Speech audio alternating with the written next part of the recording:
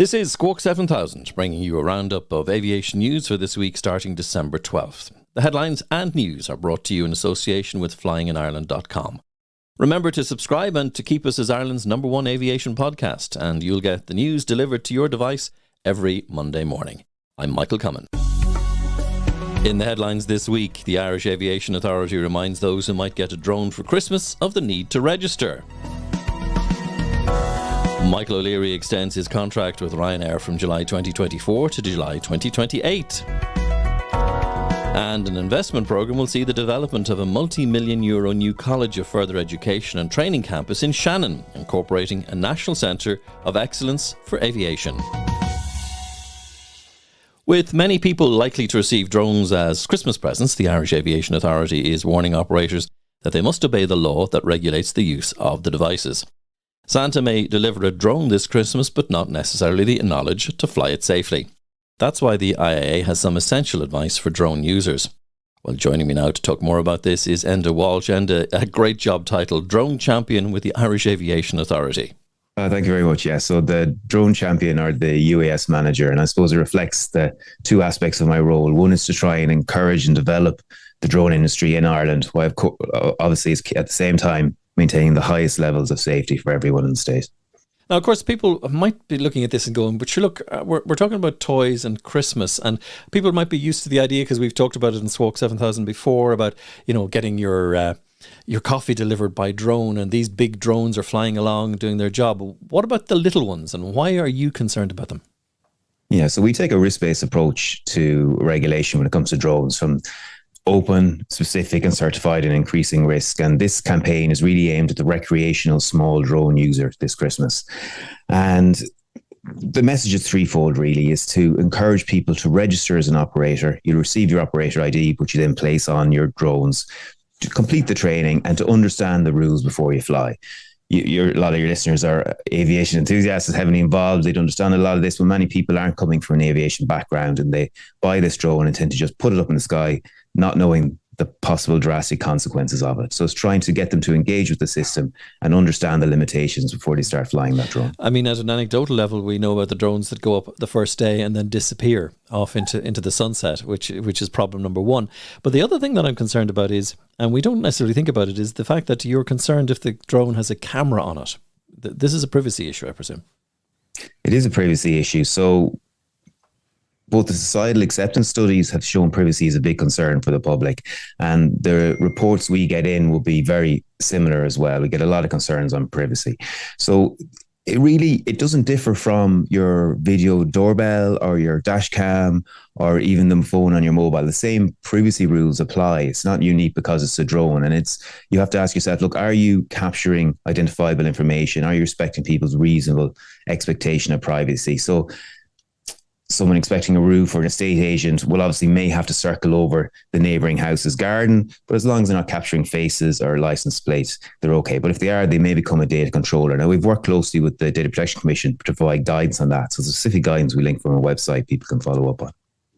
Now, the next thing we're talking about is the safe operation of them, and I suppose sharing the airspace. I know this is an area you've got a particular interest in, but you know, for any general aviation pilots who are listening to us, or indeed even commercial and professional pilots, what is done to create separate airspace, or indeed safe airspace, with drone operations, especially those that might be being used by amateurs? Yeah, so we have a number of tools available. We can create UAS geographical zones to either prohibit entirely, restrict, or in some cases provide exemptions from drone use. The next stage beyond that then will be a U-space. Now, the U-space regulation comes into effect in January, and there's a requirement on GA pilots in terms of if they need to go into U-space. It's the eye conspicuity requirement. And so it's a move from see and avoid to be seen and be avoided, really. So there's a number of technical options to that. There's the certified ADSB out, there's the ADSB light, or they're looking at now ADSB mobile telephony. Those technical standards will develop as we go along. But the concept is to be seen and be avoided. So take a HEMS operator, for example, that might have to go into a volume of use space around Dublin City, low level, into a hospital. He'll contact ATC. ATC will contact the UAS service providers, who will digitally notify all the drone operators, and they'll segregate that airspace. And that eye conspicuity allows the HEMS operators to be seen by the drone operators. So this is technology being used in a very clever way, because I believe even some of the operators already have programmed into the drones airspace limitations. Yeah, so take the US geographical zones I mentioned earlier. We'd have them around the airports, for example, the hospitals, prisons, etc. And DJI are very good at picking up a lot of that information, and it'll display it directly on the phone or the remote control of the recreation operator that may not be checking NOTAMs, or even though they should be, may not be fully aware of the restrictions. It'll pop up straight in front of them. All states have to publish the geozones in a very unique digital format that's the same for everyone, and it just allows the likes of DJI to scrape that off the internet automatically and very quickly update their information. Okay, so we know that there's an altitude or a height restriction on drones. What's 120 meters, is it? Yeah, 120 meters or 400 feet, and that gives a nice buffer between, as you know, the 500-foot limit for GA. Then, from the point of view of a GA pilot going on a long cross country, 1,200 feet, whatever the case may be, what concerns do they have to have, or should they have, about drones in their airspace? Most drones should be keeping below that 400 feet limit. Obviously, the higher specific categories, we can give exemptions, but we would have a whole risk assessment and authorization process around that, and we put mitigations in place if drones are going higher, be that segregating the airspace or something else. What about the recommendation for training? What is your recommendation for anybody listening to us who's, thinking about getting themselves a drone, or at least having one in the family? What level of training should they acquire for themselves, and where? Yeah, I suppose I'll jump back to the registration initially. So if a drone is 250 grams, or if it has a camera, you're required to register. So it's or, not and. Mm-hmm. There is an exception, obviously, for toy drones, but they're drones that are clearly sold and marketed for children under 14, and they tend to be very small and so only suited for indoors.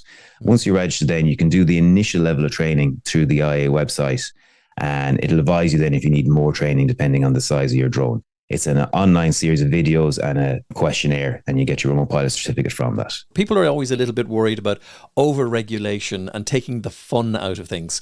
As the champion of drones, how do you square that away for us and say you haven't done that? No, we very much haven't. And as I mentioned, we take a very much a risk-based approach to regulation. So the lower risk open category. So I have, for example, a DJI Mini 3 here in front of me. It's a 249 gram drone, comes in the lowest risk category.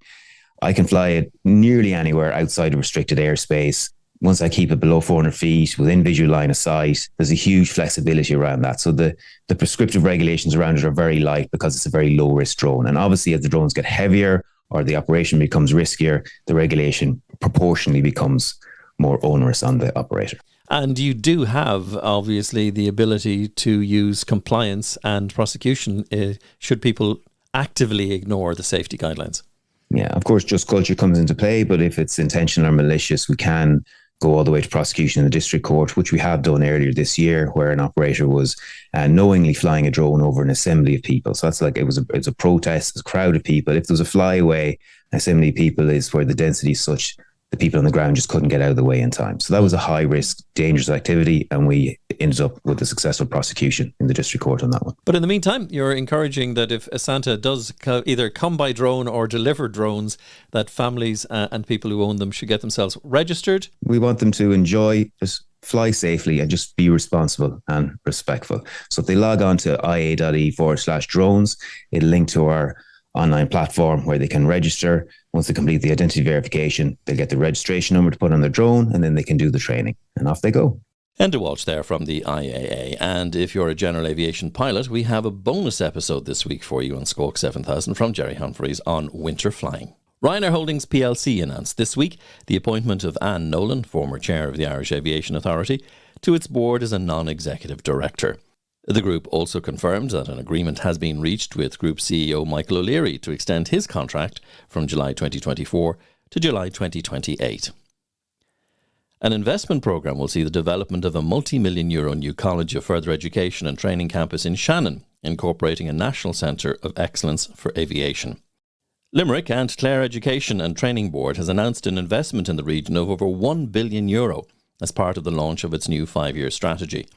Setting out its vision to enhance the quality of learning and life in the region, Strategy Statement 2022-26 outlines the role the ETB will play over the 5 years of the plan.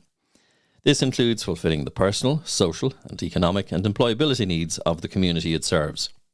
The launch took place at Shannon Airport and was attended by the ETB senior management team, Staff and guests, including the Minister of State for Skills and Further Education, Niall Collins TD, and other representatives. Emirates Airline expects to reach 100% capacity and network next year as the aviation sector continues to recover at an exponential rate in the post-pandemic period. On November 1st, 2022, Emirates began its massive multi-billion-dollar 2-year retrofit programme, starting on the first of 120 aircraft earmarked for full cabin interior upgrade and installing the airline's latest premium economy seats. In addition to recruiting 190 additional staff for the project, Emirates is also engaged with 62 key partners and suppliers who've hired hundreds more skilled hands for the biggest known aircraft retrofit programme in modern commercial aviation. The aviation sector has seen a solid recovery in the post-pandemic period. Airlines from around the world added over 110,000 seats to the Dubai route in November to accommodate the increased flow of tourists and football fans who flocked to the region to watch the FIFA World Cup. Last week, Dubai Airport revised the passenger traffic forecast upwards for 2022 after Dubai International Airport's traffic returned to the pre-pandemic levels in the third quarter. Thomson Aero Seating announced plans for creating a world-class dynamic test facility, a DTF, in Northern Ireland this week. This is a £7.5 million investment in a facility that will catapult Thomson into a new era of development and innovation. Building works have already begun to extend the premises for the DTF at the Thomson Brownfield site in Banbridge, County Down, and are planned to complete in spring 2023, with the test equipment to be installed in the summer and testing due to begin from autumn 2023. In parallel with the building works will be the recruitment of several test engineering roles. Ryanair Chief Executive Michael O'Leary said this is the most optimistic time he's seen in air travel since taking charge of the airline in the mid-1990s, as passengers return to the skies following a series of COVID-19 lockdowns. Eddie Wilson, the head of Ryanair DAC, the largest airline in the group, added that the looming recession in Europe is of a different variety due to the build-up of savings during the pandemic and relatively full employment in the economies Ryanair operates in. And Aer Lingus has ordered another 2 A320neo aircraft from Airbus. The November 30 order appears in last month's Airbus orders and deliveries data. Minister of State at the Department of Transport Hildegard Naughton TD announced the provision of over €21 million in direct exchequer support for the airports of Shannon, €6.8 million, Cork, €10.4 million, Ireland West Knock, €1.8 million, Kerry, €1.4 million and Donegal, €0.6 million. It's anticipated that this level of funding, which is 41% higher than last year's operational funding allocation, will meet 100% of all eligible salary costs in the areas of safety, security and air traffic control at these airports in 2022. Kerry, Ireland West Airport Knock, Cork and Shannon airports are each currently outperforming Dublin Airport in terms of a faster recovery towards the pre-COVID passenger numbers achieved in 2019. In France, the country's ban on domestic flights under 2.5 hours, initially proposed in April, received the go-ahead from the European Commission recently. Initially applying to flights from Paris-Orly to Bordeaux, Nantes and Lyon, all of which are high-speed TGV rail corridors, the ban may be expanded to include other routes after 3 years if the concept proves successful. The plan initially proposed banning trips below 4 hours by air. However, this was reduced after objections from Air France-KLM and representatives of affected regions. Environmental groups are pushing for the flight ban to go even further, with Greenpeace saying it should extend to 6 hours when a train alternative is available. Australian-born Spitfire pilot Carolyn Grace has died at the age of 70. She learned to fly the Spitfire following the death of her husband Nick in a car crash in Sussex in England in 1998. And she herself was killed in a car accident in Australia on December 2nd last. Her interest is considered to have marked the start of the Spitfire nostalgia industry, with around 70 now flying, and starting a thriving industry in rebuilding Spitfires. The Grace Spitfire, which survives, was RAF serial ML407, serving the Irish Air Corps as serial 162, and the aircraft also displayed at the Bray Air Show. And that's our news for this week, and indeed for the month of December. We'll return in the new year with more weekly updates. In the meantime, we'll be sharing compilations of some of the over 120 episodes we have in the library with you over the holiday period. Remember too, if you have aviation news that you'd like to share, if you're the PR for many of the many flying groups in Ireland, please do include us in your news emails and send your stories to news@squawk7000.ie. From all of us here, have a great holiday.